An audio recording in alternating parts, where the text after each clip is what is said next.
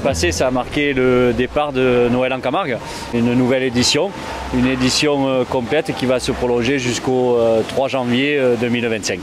Noël en Camargue, c'est différentes activités et bien évidemment à dominante pour les enfants. Donc on a différentes choses. Dans le cloître des Capucins ici, des jeux en bois qui se déroulent toute la semaine. Donc là, on est sur des activités d'intérieur, on est sur des activités cinématographiques.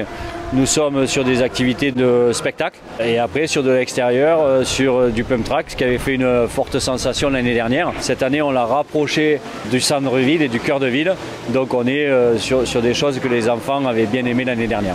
Dans les animations importantes et phares de cette fin d'année, c'est la brivade aux Bandides du 31 décembre, plus après le feu d'artifice qui est tiré à 18 h des remparts sud. On a aussi, en termes de choses importantes, c'est le mapping, donc des projections sur les remparts qui durent de 18 h à 20 h pendant 3 jours à partir de ce vendredi 27 décembre. Les illuminations comme les années précédentes, c'est-à-dire des illuminations dans le cœur de ville mais aussi sur les extérieurs parce que tout ne doit pas se limiter au cœur de ville et on doit être aussi, c'est la fête de tous les enfants, être sur les extérieurs de la commune pour avoir et apporter cet esprit de Noël qui est très important pour les gens de tous les jours. Le but d'avoir Noël en Camargue, c'est d'attirer les personnes sur notre belle ville. On est sur du tourisme en été, mais il faut qu'aussi on attire des personnes sur les périodes un peu plus creuses, donc c'est-à-dire sur l'hiver.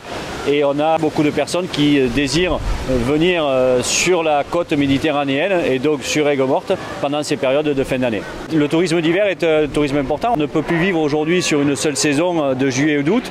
On est obligé d'ouvrir ces animations-là de manière à avoir du monde autant en décembre qu'en avril et qu'en novembre. Donc à chaque fois qu'il y a des périodes de vacances scolaires, on essaye d'avoir des personnes sur Aigues-Mortes et découvrir la cité sous différents angles, que ce soit les angles de l'été, de l'hiver, de l'automne ou du printemps. On a parlé de tourisme, mais faire toutes ces animations gratuites, c'est pour aussi les locaux.